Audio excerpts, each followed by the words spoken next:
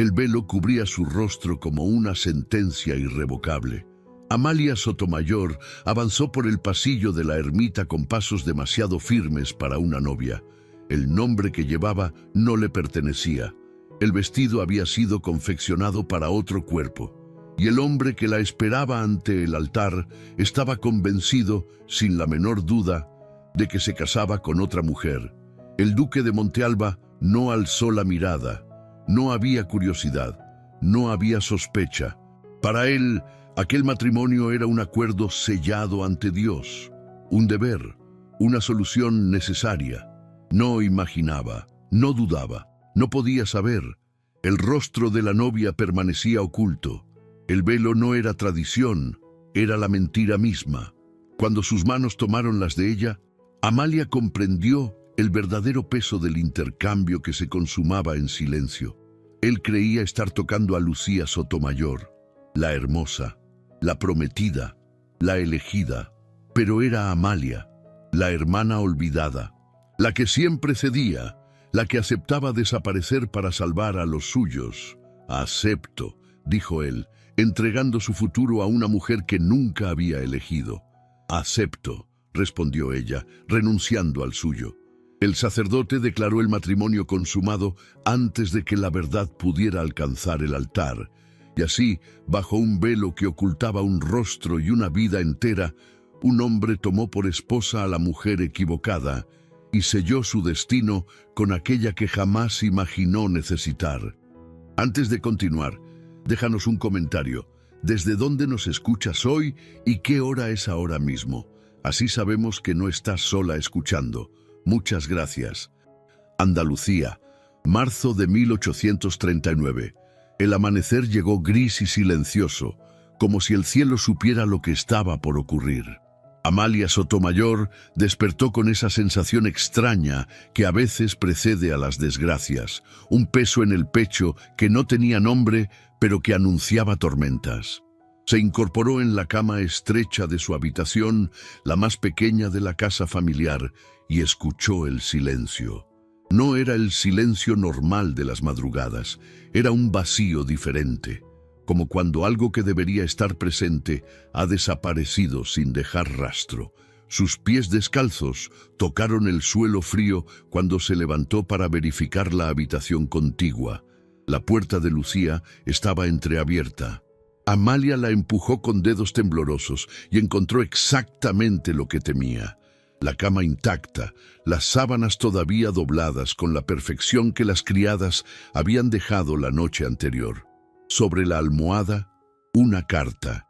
Amalia reconoció la letra apresurada de su hermana antes de leer una sola palabra. Tomó el papel con manos que comenzaban a temblar y acercó la hoja a la luz pálida que entraba por la ventana. «Perdóname, Amalia, no puedo casarme con un hombre al que no amo.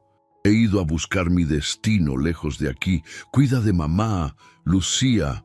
El vestido de novia colgaba del armario como un fantasma de seda y encaje. Había sido confeccionado durante meses por las mejores costureras de Sevilla, cada puntada representando la esperanza de una familia al borde del abismo. Ahora era solo tela vacía, una promesa rota. Amalia dejó caer la carta y se acercó al vestido. Tocó el encaje con la punta de los dedos, sintiendo la delicadeza del trabajo que nunca había sido pensado para ella, porque nada había sido pensado para ella. A sus 27 años, Amalia recordó, sin proponérselo, otras mañanas parecidas, no iguales, pero marcadas por la misma sensación. Recordó el día en que Lucía fue presentada en sociedad mientras ella permanecía sentada junto a su madre, sosteniendo unos guantes que nadie miró. Recordó al primer pretendiente que elogió su inteligencia antes de preguntar, en el mismo aliento, si su hermana menor ya estaba comprometida. Siempre había sido así. Amalia era la que cedía espacio en el sofá, la que cerraba la ventana para que Lucía no sintiera frío, la que se levantaba de la mesa cuando faltaba una silla, no por imposición abierta, sino por una costumbre silenciosa que se había instalado en su vida como una ley natural. Tal vez por eso, al mirar el vestido que no había sido hecho para ella, no sintió rebelión. sintió solo el peso familiar de otra renuncia. La diferencia era que esta vez no estaba cediendo un lugar, estaba cediendo su propia identidad, y aún así, una parte de ella ya sabía que, si era necesario, lo haría. Amalia era la hermana mayor, la sensata, la que se quedaba. Lucía había heredado la belleza radiante de su madre, ojos azules como el cielo de verano, cabello dorado que brillaba bajo cualquier luz, una risa que atraía las miradas de todos los hombres en cualquier salón. Amalia había heredado la practicidad de su padre, aunque sin su talento para perder fortunas en las mesas de juego. Donde Lucía era sol, Amalia era sombra. Donde Lucía era celebración, Amalia era silencio. La puerta se abrió a sus espaldas. Su madre, doña Elvira, apareció en el umbral con los ojos enrojecidos y el rostro pálido como la cera. «Se ha ido», dijo Amalia, aunque era innecesario. «Lo sé». La voz de doña Elvira era apenas un susurro. «Encontré su carta en mi habitación hace una hora. ¿Qué vamos a hacer?» Amalia conocía la situación de la familia con dolorosa precisión. Las deudas de su padre, el barón de Sotomayor, habían alcanzado proporciones catastróficas. Años de malas inversiones y peores decisiones en las mesas de juego habían devorado la fortuna familiar. La casona donde habían crecido ya no les pertenecía realmente. Solo la generosidad de los acreedores, que esperaban el matrimonio ventajoso de Lucía, les permitía seguir viviendo en ella. El duque de Montealba había ofrecido una alianza que resolvería todos sus problemas. Su fortuna era inmensa, olivares que se extendían hasta donde alcanzaba la vista, viñedos que producían los mejores vinos de la región. A cambio de la mano de Lucía, estaba dispuesto a absorber las deudas de los Sotomayor y restaurar el honor de una familia cuyo título se remontaba a tiempos de los reyes católicos. «El casamiento es hoy», murmuró doña Elvira, acercándose al vestido. «Sin él, las deudas de tu padre, perderemos todo, Amalia.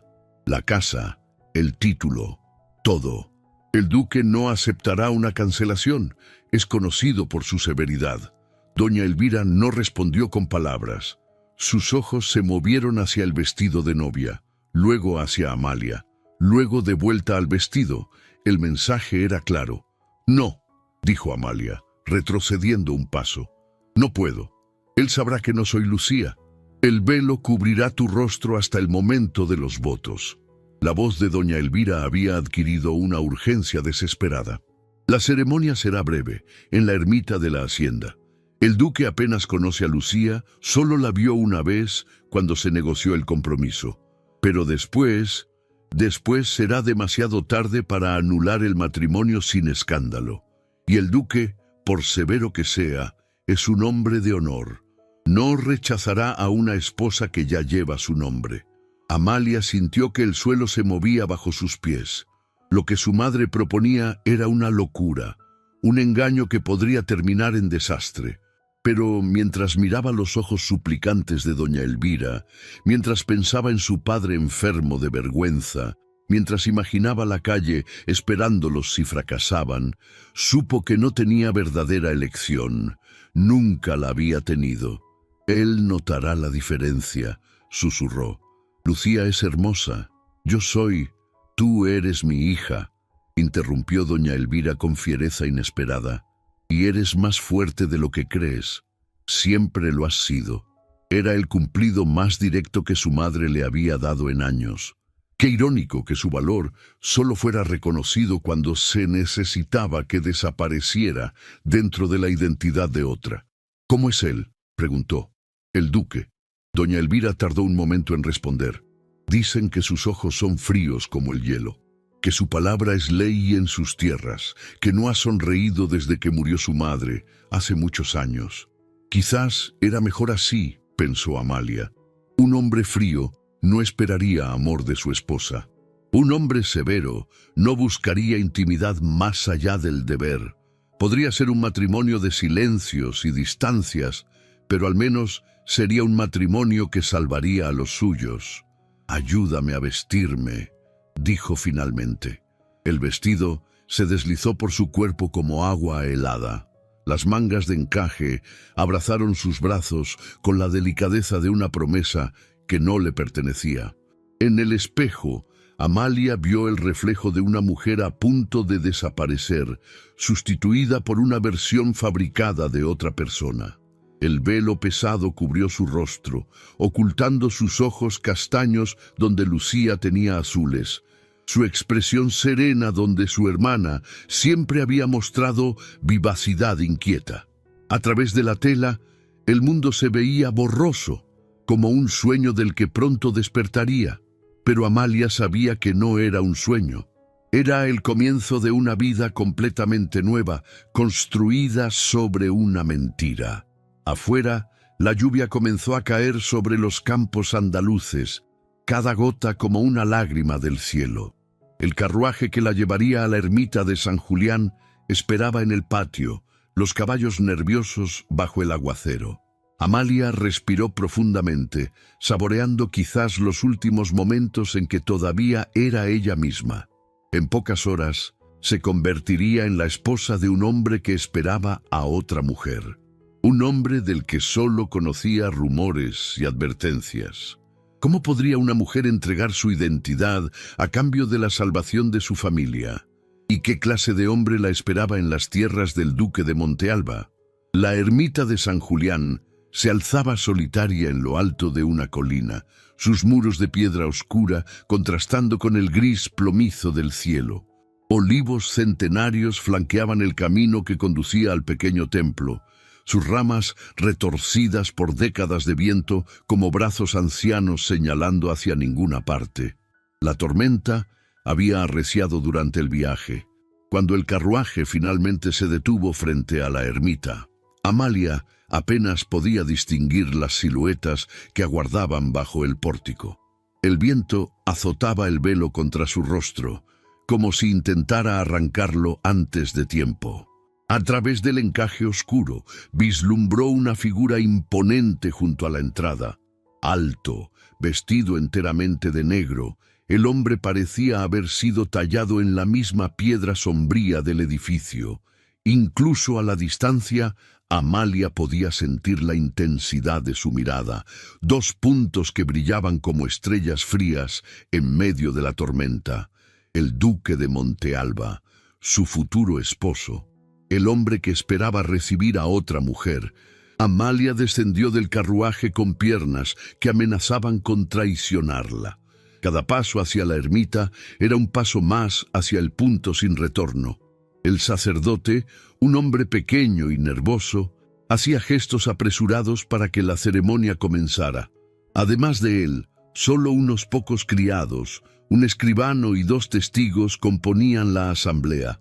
No había música, no había flores, solo el sonido del viento fustigando los ventanales como un presagio sombrío. Amalia caminó por el pasillo central, cada paso resonando en el silencio sagrado. Sus manos temblaban no solo por el frío, sino por el peso de la mentira que cargaba. El duque no apartó los ojos de ella durante toda la caminata. Había algo perturbador en aquella mirada, una intensidad que parecía querer descifrar secretos a través del velo. Cuando finalmente llegó al altar, el hombre a su lado irradiaba una presencia que parecía llenar todo el espacio. Era más alto de lo que había imaginado, con hombros anchos que hablaban de años trabajando junto a sus hombres. Sus manos, cuando tomaron las de ella para los votos, eran ásperas pero firmes. ¿Acepta usted por esposa a Lucía Sotomayor para amarla y respetarla todos los días de su vida? La voz del sacerdote parecía venir de muy lejos. Acepto. La voz del duque era grave, resonando como un trueno lejano. ¿Y usted, Lucía Sotomayor, acepta por esposo a don Rodrigo de Valdespino, duque de Montealba? Acepto, susurró Amalia. El momento del beso nupcial llegó con la inevitabilidad de una avalancha. El duque alzó las manos para levantar el velo, y Amalia cerró los ojos. pero él solo rozó levemente sus labios con los suyos. Un beso casto, formal, que duró apenas el tiempo necesario para cumplir con el ritual. Cuando abrió los ojos, él la observaba con expresión indescifrable. «Está hecho», declaró el sacerdote. La hacienda Valdespino emergió de la tormenta como una fortaleza surgiendo de la niebla. La casa principal, de piedra dorada y tejas rojizas, se extendía majestuosa contra el cielo oscuro. El duque cubrió a Amalia con su propia capa durante el trayecto, un gesto que habría sido galante en otras circunstancias, pero que ahora parecía meramente práctico. El vestíbulo exhalaba un aroma a madera antigua y cera de abejas. Un fuego crepitaba en la chimenea, lanzando sombras danzantes sobre los retratos de los antepasados Valdespino. El duque caminó hacia una mesa donde una copa de vino lo esperaba. Solo entonces se volvió hacia Amalia. «Puede quitarse el velo ahora. Estamos en casa». Con manos temblorosas, Amalia alzó el velo y dejó que resbalara por sus cabellos castaños. El silencio que siguió pareció durar una eternidad. El duque estudió su rostro con intensidad, sus ojos verdes recorriendo cada rasgo, los ojos castaños donde Lucía tenía azules, el cabello más oscuro, la expresión más serena. «Usted no es Lucía Sotomayor», dijo finalmente, no como pregunta, sino como constatación. Lucía tiene una marca de nacimiento en el cuello, del lado izquierdo, y sus ojos tenían el color del cielo de verano. «¿Quién es usted?». La confesión brotó de Amalia como agua de una represa rota. «Soy Amalia Sotomayor, hermana mayor de Lucía. Ella huyó durante la noche. Nuestra familia enfrentaría las ruinas si el casamiento no se realizaba. Yo tomé su lugar. Esperaba gritos, recriminaciones, quizás violencia. En cambio, el duque caminó hasta la ventana y observó la lluvia que continuaba cayendo. «¿Por qué lo hizo?». «Porque era lo correcto», respondió Amalia, sorprendida por la firmeza en su propia voz. «Mi familia dependía de este matrimonio. No podía dejarlos en la miseria por causa de la cobardía de Lucía». «¿Cobardía?». El duque se volvió para encararla. «Quizás ella haya sido la más valiente de ustedes dos, huyendo en vez de enfrentar un matrimonio sin amor». Las palabras golpearon a Amalia, pero mantuvo la compostura. «Quizás, pero yo tomé la decisión que me pareció más honorable». El duque la estudió por un largo momento. «Honor», repitió, como si saboreara la palabra. «Una cualidad rara en estos tiempos». Bebió de su copa. «Estableceremos las reglas de nuestra situación. Usted me ofreció honestidad al confesar quién realmente es. A cambio, yo le ofrezco civilidad». «¿Qué significa eso?». «Dormiremos separados. Usted recibirá la habitación del ala sur. Tendrá libertad para circular por la casa y la propiedad. En público mantendremos las apariencias de un matrimonio normal». «¿Y en privado?». La pregunta escapó antes de que pudiera contenerla. «En privado, seremos dos extraños que comparten un nombre y un techo. Nada más». El silencio que siguió fue denso, definitivo, como una puerta que se cerraba entre ellos. Después de que ella se retiró, el duque permaneció inmóvil durante varios instantes, el cáliz olvidado en su mano. No era la primera vez que alguien alteraba sus planes, pero sí la primera en hacerlo sin pedir nada a cambio. Pensó, contra su voluntad, en su madre, en la forma en que ella decía que el honor no era rigidez, sino constancia, que el carácter no se medía por la ausencia de errores, sino por la valentía de sostener decisiones difíciles. Amalia Sotomayor no encajaba en ninguna de las categorías que él conocía. No era lo bastante astuta para ser peligrosa, ni lo bastante frágil para ser despreciable. Aquello lo inquietaba más de lo que estaba dispuesto a admitir. Por primera vez en muchos años, tuvo la incómoda sensación de que había algo en ese matrimonio que no podría controlar solo con normas. Afuera, la casa retomó lentamente su ritmo habitual. La criada Angustias condujo a Amalia hasta su habitación. El ala sur ofrecía una vista espectacular de los olivares que se perdían en el horizonte gris, pero había una frialdad en el aire que no venía solo del clima. Sola, finalmente, Amalia se acercó a la ventana y observó la vastedad que se extendía ante ella. Había cambiado su identidad por seguridad, pero ¿qué tipo de vida sería esta, casada con un hombre que la toleraba solo por cortesía? Allá abajo vio al duque caminando por el patio, su figura oscura destacándose contra la piedra mojada. Incluso a la distancia, cargaba una soledad que resonaba con la de ella misma. Dos desconocidos unidos por un engaño y separados por la verdad. ¿Sería posible que de esta situación imposible naciera algo más allá de la mera conveniencia? ¿O estaba condenada a ser una extraña en su propia casa, invisible incluso para el hombre que ahora llevaba su mismo apellido? Los primeros días en la hacienda pasaron como páginas en blanco de un libro que todavía no había encontrado su historia. Amalia estableció una rutina silenciosa. Despertaba con la primera luz gris del amanecer, se vestía con los vestidos sencillos que Angustias había preparado y vagaba por la casa como un fantasma buscando su lugar entre los vivos. El duque mantenía su palabra sobre la civilidad. Durante las cenas que compartían en el comedor principal, hacía preguntas educadas sobre el día de Amalia, comentaba el clima o los asuntos de la hacienda. Sus conversaciones eran corteses pero vacías de intimidad, como dos viajeros compartiendo una mesa en una posada. Amalia notó que la casa, por toda su grandeza, mostraba señales de negligencia, cortinas desteñidas, muebles que necesitaban pulirse, objetos rotos abandonados en rincones. Era como si la vida se hubiera retirado gradualmente de aquellas habitaciones. Sin pedir permiso, comenzó a ocuparse de pequeños reparos. No era trabajo que le hubieran ordenado, sino algo que elegía hacer, una forma de reclamar un espacio en aquel mundo donde era solo una intrusa.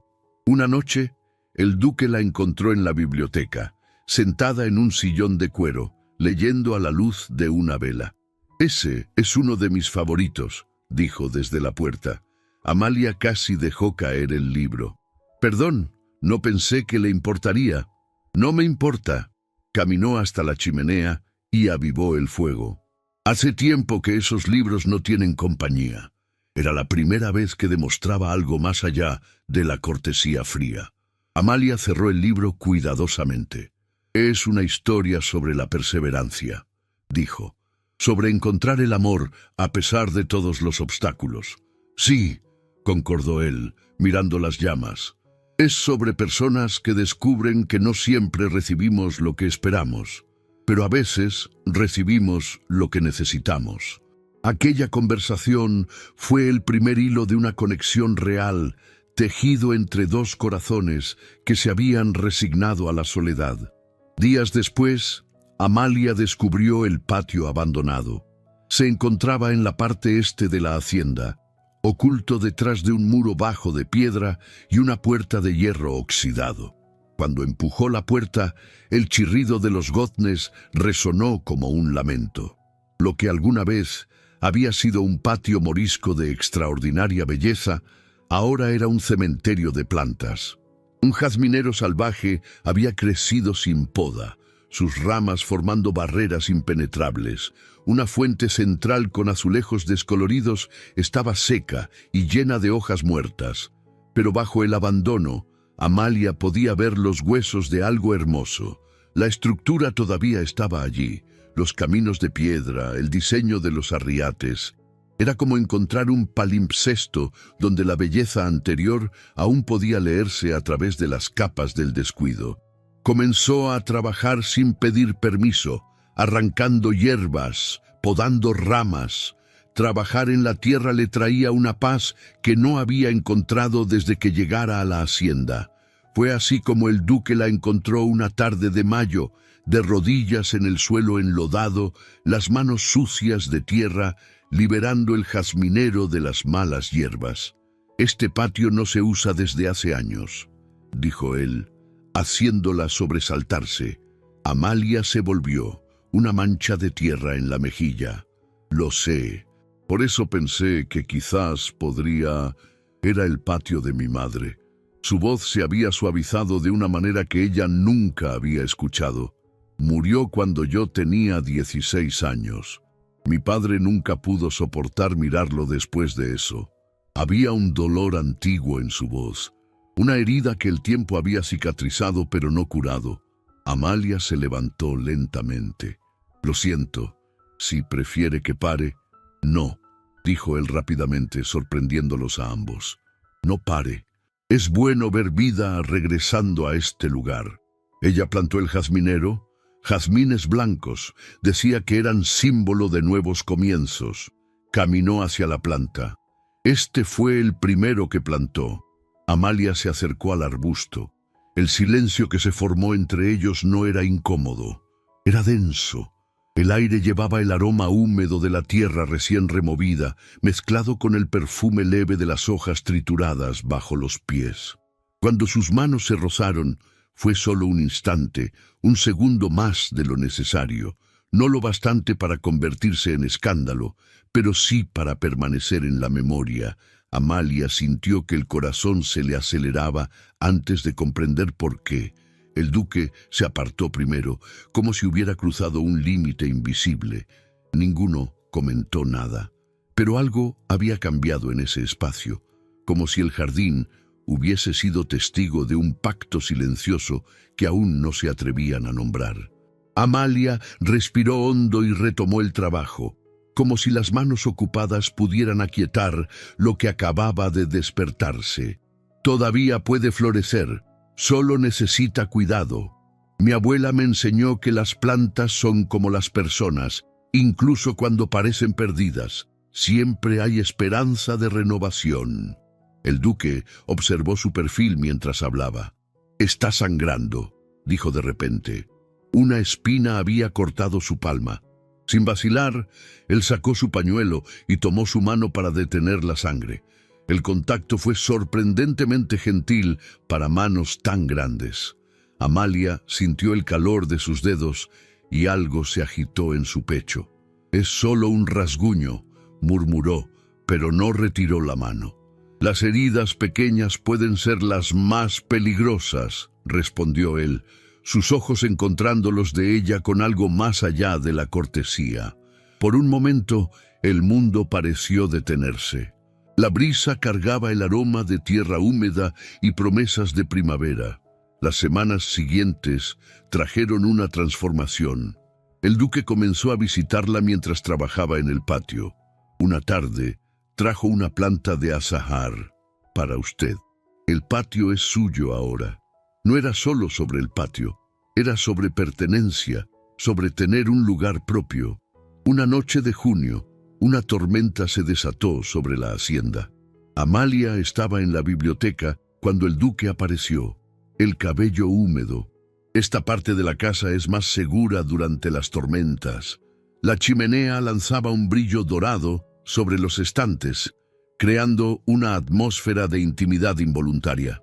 ¿Se arrepiente?, preguntó él abruptamente, ¿de haber tomado el lugar de Lucía? No me arrepiento de haber protegido a mi familia, pero a veces me pregunto, ¿quién sería yo si hubiera tenido elección? ¿Y quién cree que sería? Quizás alguien invisible para siempre, una solterona leyendo libros prestados y encontrando propósito en pequeñas cosas.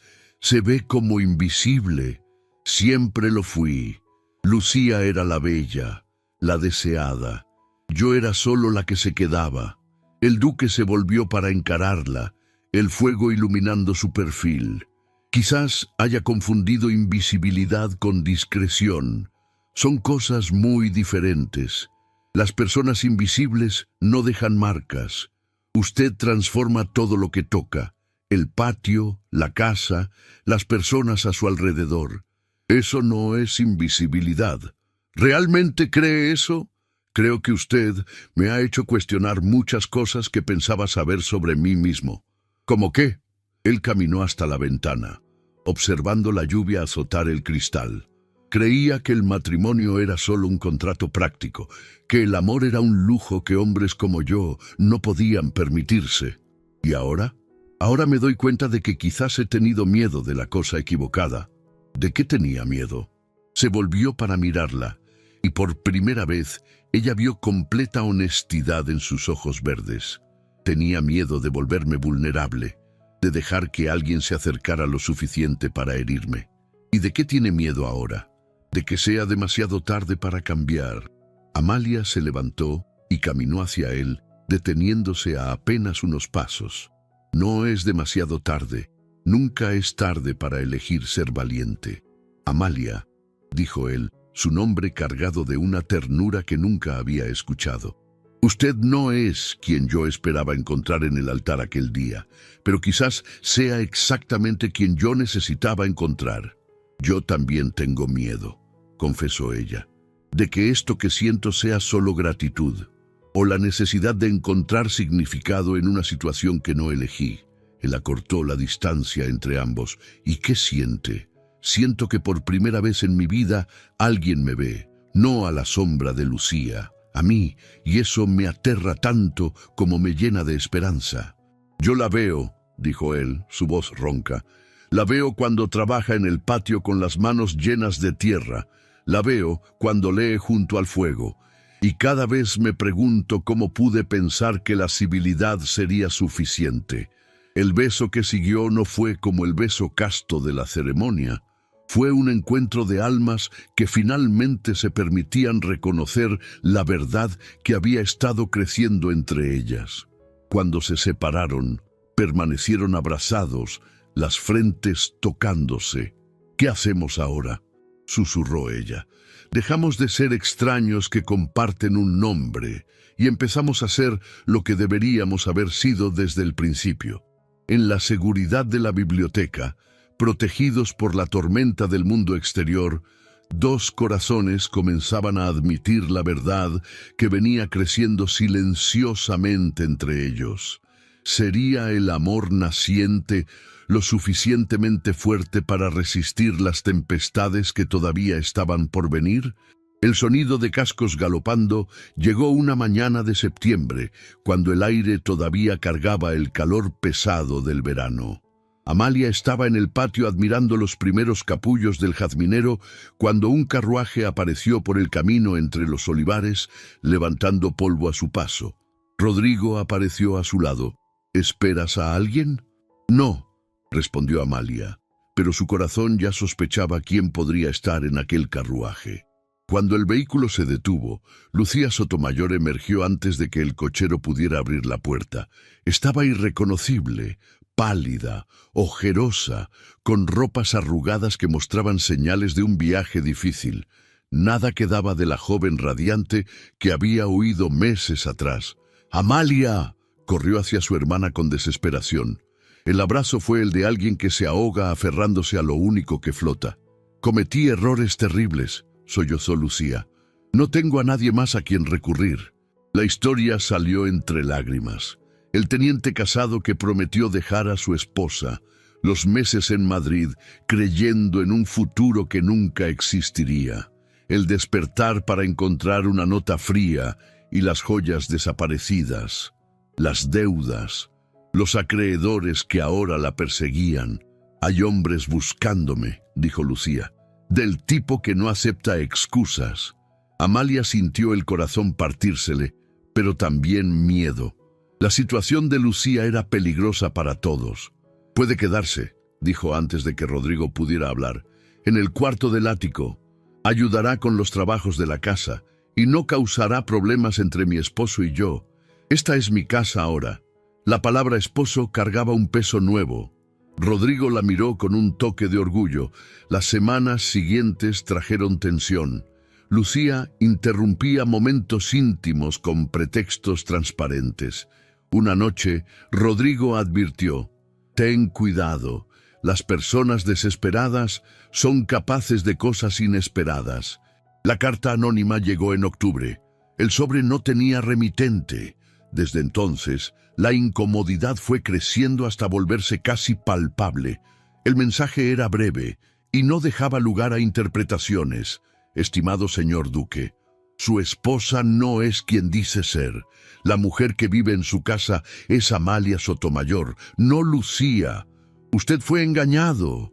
Un amigo preocupado por su honor. Las manos de Amalia temblaron cuando devolvió el papel. ¿Quién escribiría algo así? Alguien que conoce la verdad y quiere usarla como arma. Antes de que pudieran procesar la amenaza, Sebastián anunció un visitante. Don Álvaro Medina, vizconde de Río Frío, era un hombre delgado de ojos pequeños. Había cortejado a Lucía sin éxito años atrás y era conocido por guardar rencores. Recibí información interesante sobre su esposa, dijo con sonrisa aceitosa. Información que interesaría a las autoridades, pero estoy dispuesto a ofrecer mi discreción a cambio de compensación adecuada. «Salga de mi propiedad», ordenó Rodrigo con voz glacial. «Piénselo bien, su excelencia. Una palabra mía y toda la provincia sabrá que fue burlado. ¡Fuera!». Cuando quedaron solos, Amalia tomó una decisión. Aquella noche, Amalia estuvo a punto de hacer las maletas. No por cobardía, sino por lucidez. Sabía que, si se quedaba, podía arrastrar al duque al escándalo junto con ella. De pie ante la ventana, observando la oscuridad de los campos, aceptó que tal vez amar también era eso, estar dispuesta a marcharse para proteger al otro. Cuando decidió hablar, no fue por un impulso repentino de valentía, sino porque comprendió que la verdad era el único camino que no destruiría todo lo que habían construido en silencio. El eco de la puerta cerrándose pareció extenderse por toda la casa. «Voy a contar la verdad a todos. Ahora, si va a salir, que sea de mi boca». Esa tarde reunió a todos los trabajadores en el patio. Con voz firme, contó quién era realmente, por qué había tomado el lugar de Lucía, cómo había engañado a todos durante meses. El silencio pareció eterno, hasta que uno de los mozos habló. «La señora cuidó de mí cuando estaba enfermo. No importa qué nombre use, es buena persona». Uno por uno, otros se manifestaron. Angustias habló sobre cómo Amalia había traído vida de vuelta a la casa. Sebastián mencionó las mejoras que ella había hecho. Finalmente, Rodrigo subió los escalones para quedarse a su lado. «Amalia Sotomayor es mi esposa, es la señora de Valdespino. Cualquiera que cuestione eso me cuestionará directamente». La denuncia formal llegó 2 semanas después. El alcalde mayor condujo la investigación durante 3 días, interrogando a cada persona involucrada. Amalia respondió con honestidad total. «¿Por qué lo hizo?», preguntó el alcalde. «Para salvar a mi familia de la ruina, y porque creía que era mi deber». El interrogatorio de Rodrigo fue más tenso. Su esposa lo engañó. ¿No se siente traicionado? «Mi esposa me dijo la verdad en la primera oportunidad. Cualquier engaño fue corregido con honestidad total. Pero no recibió a quien esperaba. Recibí exactamente a quien necesitaba recibir». El momento decisivo llegó con el testimonio de Lucía. Entró con la barbilla alzada. «¿Es cierto que usted debería haberse casado con el duque?». «Es cierto. Huí como una cobarde la noche anterior». «¿Su hermana tomó su lugar sin su consentimiento?». Lucía vaciló solo un instante. «Mi hermana hizo lo que yo debería haber hecho. Honró los compromisos de la familia cuando yo fallé. Si hay alguien que debería ser castigado, soy yo, no ella. Pero la cuestión legal...». «¿La cuestión legal?», interrumpió Lucía. «Mi hermana salvó a 2 familias de la ruina y creó un matrimonio que ha traído felicidad genuina a 2 personas. Si eso es un delito, nuestras leyes están equivocadas. El destino de Amalia y Rodrigo quedaba en manos de un hombre con el poder de destruir todo lo que habían construido. ¿Sería la fuerza de su amor suficiente para convencer al mundo de que algunas mentiras sirven a verdades mayores?». La decisión del alcalde llegó en una tarde gris de noviembre, cuando el aire cargaba el aroma de las primeras lluvias del otoño. Don Enrique Salazar había pasado una semana adicional investigando, enviando telegramas a la capital, consultando precedentes legales. Amalia y Rodrigo aguardaban en la biblioteca, sus manos entrelazadas, preparados para cualquier veredicto. La mañana había traído noticias inesperadas. Don Álvaro Medina había sido arrestado en Cádiz por falsificación de documentos y extorsión contra otros hacendados de la región. Su ataque contra ellos formaba parte de un patrón mayor de comportamiento criminal. «Independientemente de lo que diga», murmuró Rodrigo, apretando la mano de Amalia, «lo enfrentaremos juntos, y si declara nuestro matrimonio inválido, nos casaremos de nuevo cuantas veces sea necesario». Cuando el alcalde finalmente llegó, traía consigo un sobre lacrado con su decisión oficial. Se sentó en el sillón que Rodrigo le ofreció y los observó por un momento antes de hablar. «Este es un caso único», comenzó. «Técnicamente hubo suplantación de identidad. La señora no era quien alegaba ser en el momento de la ceremonia. El corazón de Amalia se hundió, pero mantuvo la expresión serena». Rodrigo apretó sus dedos con más fuerza. «Sin embargo», continuó el alcalde, «no encontré evidencia de intención criminal. No hubo documentos falsificados. No hubo conspiración planificada para defraudar. Fue una decisión desesperada tomada para proteger a una familia. Y la verdad fue revelada al marido inmediatamente después de la ceremonia». Abrió el sobre y sacó un documento oficial. Además, el denunciante, el vizconde de Riofrío, ha sido arrestado por crímenes que arrojan serias dudas sobre sus motivaciones al hacer esta denuncia. Amalia apenas se atrevía a respirar.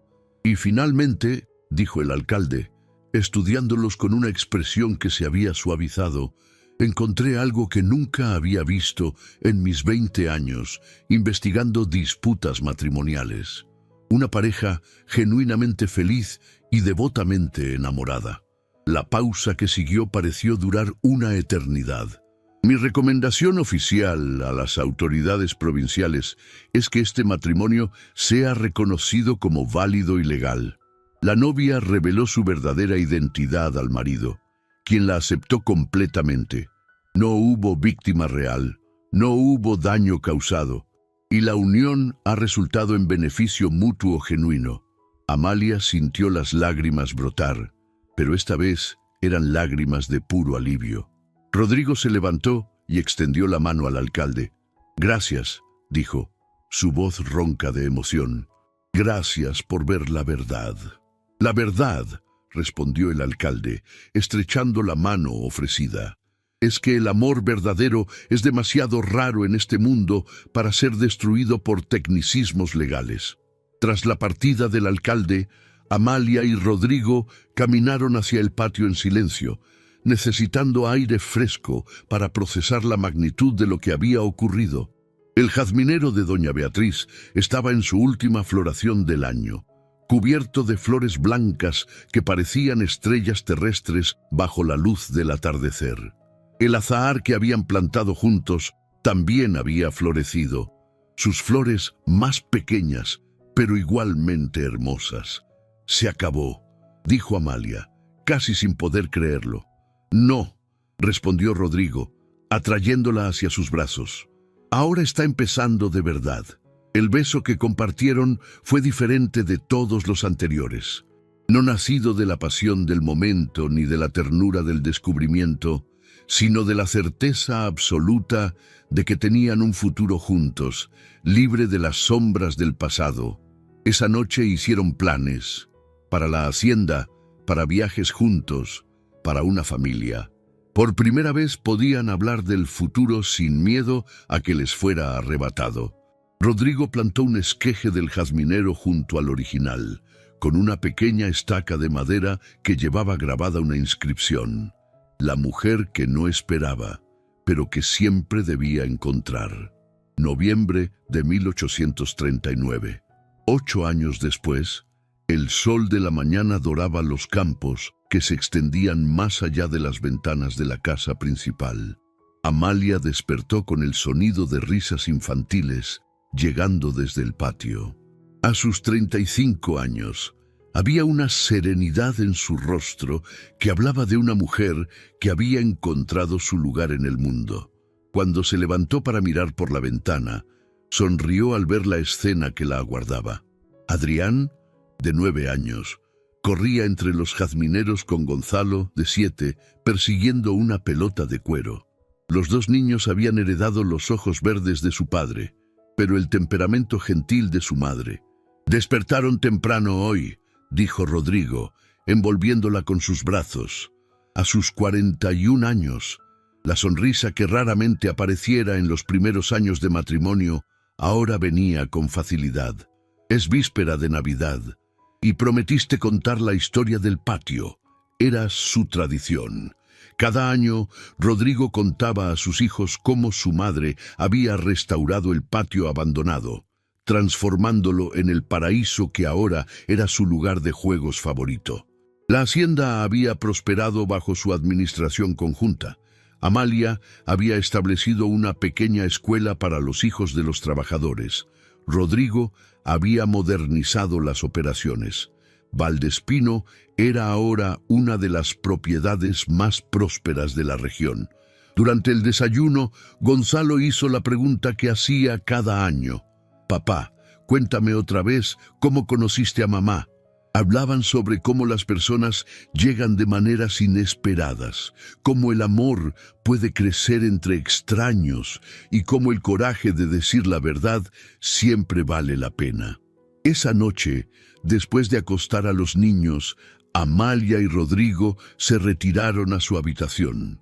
Como cada año en esa fecha, él había dejado un jazmín blanco en su almohada. «8 años», murmuró ella, sosteniendo la flor contra el pecho.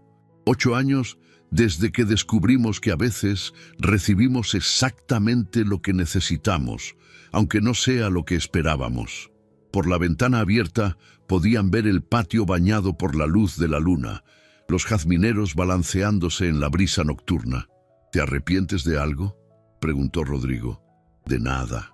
Cada elección, cada momento de miedo, cada instante de felicidad, todo nos trajo hasta aquí. ¿Y si pudieras enviar un mensaje a la mujer que subió las escaleras de la ermita aquel día?» Amalia pensó un momento, observando el jazmín en sus manos. «Le diría que tuviera coraje, que a veces los caminos más difíciles llevan a los destinos más hermosos, y que el amor verdadero vale cualquier riesgo que necesitemos correr para encontrarlo». Afuera, el viento trajo el perfume de los jazmines mezclado con el aroma del azahar. Era el perfume de la casa, de la familia, de la vida que habían construido juntos a partir de una mentira que se transformó en la mayor verdad de sus vidas. La última cosa que Amalia vio antes de dormirse fue el jazmín blanco en su mesa de noche, sus pétalos abiertos como una estrella en la oscuridad, prometiendo que el amor, una vez plantado en suelo fértil, florece eternamente. Muchas gracias por quedarte hasta el final de esta historia. Si te gusta lo que hacemos, deja tu like para apoyar nuestro trabajo y escribe en los comentarios la palabra hermoso para marcar tu presencia aquí en Cuentos de Amor de Época. También te pido con cariño que te suscribas al canal para seguir acompañándonos en nuestras historias de amor encantadoras. Y no te vayas. En la pantalla final hay más historias de amor inéditas esperándote. Que Dios te bendiga y hasta la próxima historia.